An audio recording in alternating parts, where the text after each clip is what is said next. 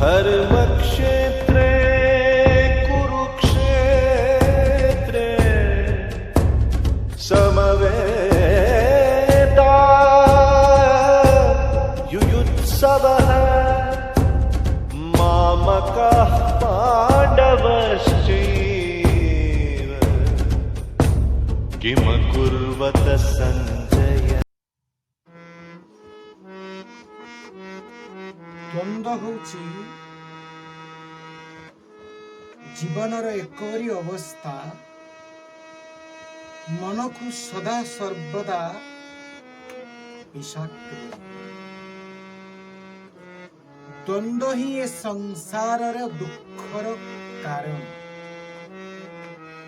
पूर्वरु आलोचना करिछि ए जो सुख दुख रूपक द्वंद्व, हानि लाभ विषयक द्वंद्व एवं लाभ क्षति बा जय पराजय रूपक द्वंद्व। এই দ্বন্দ্ব হি মଣିষକୁ বন্ধନରେ ପକାଏ। এই দ্বন্দ্ব ଆମ ମନ ଭିତରୁ ଚାଲିଗଲେ ଆମେ ସଦା ସର୍ବଦା ବିମୁକ୍ତ ହୋଇଯିବୁ। ସଂସାରର ସମସ୍ତ ଚିନ୍ତା ସେତେବେଳେ ଯାଇକି ଦୂରେଇ ଯିବ ଯେତେବେଳେ ଆମ ମନରେ କୌଣସି ଦ୍ୱନ୍ଦ୍ୱ ଭାବ ରହିବ ନାହିଁ। ଦ୍ୱନ୍ଦ୍ୱ ଭାବ ରହିଲେ ଆମର ବୁଦ୍ଧି ଦୃଢ଼ ନିଶ୍ଚିତ ହେଇପାରିବ ନାହିଁ, ଯାହାକୁ ଦୃଢ଼ତା କୁହାଯାଏ, ଏକାଗ୍ରତା କୁହାଯାଏ। ଏକାଗ୍ର କେମିତି ହବ? ଯେତେବେଳେ ମନ ଏପଟ ସେପଟ ହବ,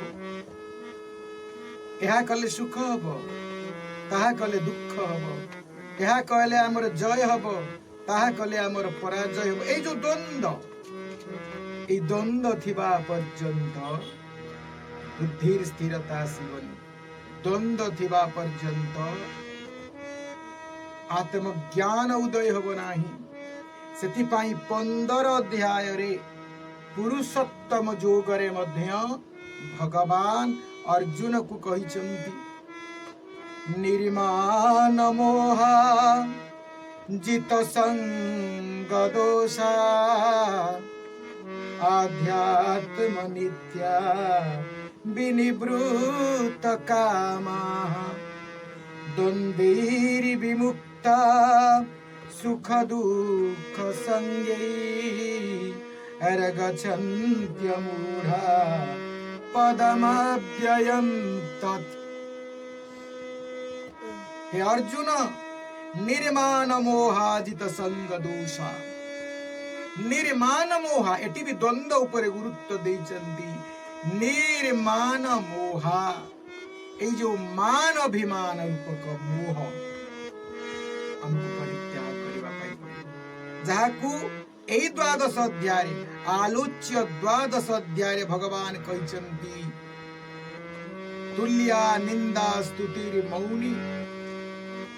एई जो निंदा स्तुति मान अपमान ये सब परित्याग करना पड़े। ସେଥିପାଇଁ भगवान कहउचंती, हे अर्जुन, निर्माण मोह जित संग दोष। ये जो संग दोष याको परित्याग करिबा पई, कुसंग दोष को परित्याग करिबा पई पड़िबो। कुसंग कुसंगिंक संग, भागवत रे कहले कुसंग तो करिबो, मधुआ सहित सांग हबनी, चरित्रहीन लोक सहित सांग हबनी, मांस भोजी सहित सांग हबनी। एटा तो कुसंग परित्याग कथा, किंतु कुसंग परित्याग कले हबनी। कुसंग कुसंगिक संग, जो माने मधुआंकर सांग हुंती भल मनीष हेइतिबे, किंतु मधुआंकर सांग होतिबे भल मनीष हेइतिबे, चरित्रहीन सहित सांग होतिबे भल मनीष हेइतिबे, माछ मांस खाउ नथिबे, किंतु माछ मांस खाउतिबा लोकंको भल पाउथिबे। ए प्रकार लोकंक संग भी परित्याग करिबो बोली भागवतरे जगन्नाथ दास वर्णना करिसन्ति सतिपाई कौचन्ति निर्माण मोहित संग दोष आध्यात्म नित्या विनिवृत कामाः समस्त कामना वासनारू निजको निवृत्त करिब एवं नित्य आत्मचिंतारे निमग्न रहिब नित्य आत्म ध्यान रे निमग्न रहिब नित्य आत्मिक सुख अनुसंधानी हब आत्मिक सुख अनुसंधानी हब ये आत्मिक सुख भगवत प्रीति रे आसे आत्मिक सुख ही भगवत भजन रे आसे आत्मिक सुख ही भगवत नाम संकीर्तन रे आसे आवे आत्मिक सुख ही भगवत सत्संग रे आसे भगवत जन अर्थात भागवत जन संग लाभ कले आत्मिक सुख अनुभव करी हुए भगवत सुख अनुभव करी हुए तेणु सदा सर्वदा आमे आत्मिक सुख पाइबा पाई भगवत भजन करिबा भक्त जन संग करिबा कुसंग को परित्याग करिबा तेबे जाई द्वंद्वेरि विमुक्ता सुख दुख संगी पंचदश अध्याय पुरुषोत्तम जुगरे भगवान कहउचंती द्वंद्वेरि विमुक्ता सुख दुख संगे ए जो सुख आ दुखर संग को आमे परित्याग करी आमे द्वंद्वरु विमुक्त हो जिबा अब ए द्वंद्वरु विमुक्त होले हमर कोन हबो नार गछन्त्य मूढ़ा पदम अव्ययम तत् आमे से अव्यय पद को लाभ करिबा से परम पद को लाभ करिबा से परम धाम निवासी जिते द्वंद्व चली जीव सुख दुख जेथिपाई भगवान द्वितीय अध्याय कहले दुखेषु नुद्विघ्न मन सुखेषु विगत स्पृह दुःखरे तमे भांगित एवं सुखरे तुमे आत्म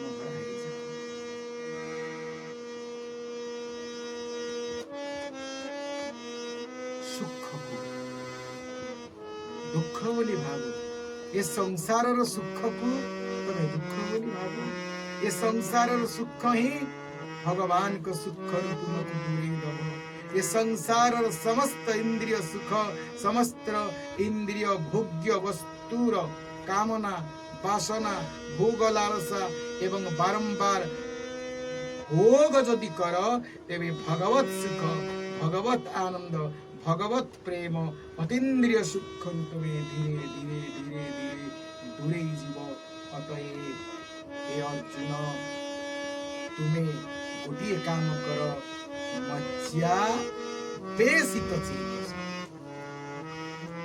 द्वंद्व कथा को छाड़ी दियो मन को मो पाखरे दे जे पर्यंत मन रखंतु जे पर्यंत आम मन को भगवान को पदार बिंदरे निमग्न न करिचु सेते दिन पर्यंत द्वंद्व जीव नाही द्वंद्व जीवार एकमात्र उपाय होची मज्जा बेसित चेतसा जो सप्तम श्लोकरे द्वादश अध्याय भगवान कहिले मज्जा बेसित चेतसा भवामि न चिरात् पार्थ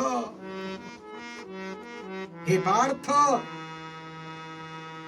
अचिरा अतिशीघ्र न चिरा आदु विलंब हवनी तेसाम अहं समृद्धर्ता मृत संसार सागरा मुसलमान को उद्धार करी जीवी जो मान कर द्वंद्व नहीं मुसलमान को उद्धार करी नहीं जीवी जो मान का मन रे आबिलता नहीं जो मान का मन रे छंद नहीं कपट नहीं लोभ नाही शरीर को जो माने दमन करिचंती काम क्रोध लोभ मोह मद मात्सर्य ए शरीर को जो माने दमन करिचंती पेशा अहं संबुधर्ता मृत्यु संसार सागरा এই जो मृत्युशील संसार मु ସେମାନଙ୍କୁ ଅବଶ୍ୟ ଉଦ୍ଧାର କରିବି। ଏଥିରେ ତିଳେ ମାତ୍ର ସନ୍ଦେହ ନାହିଁ। ମା ସୁଚ ଶେଷ ଉପଦେଶରେ ଭଗବାନ କହିଛନ୍ତି ମା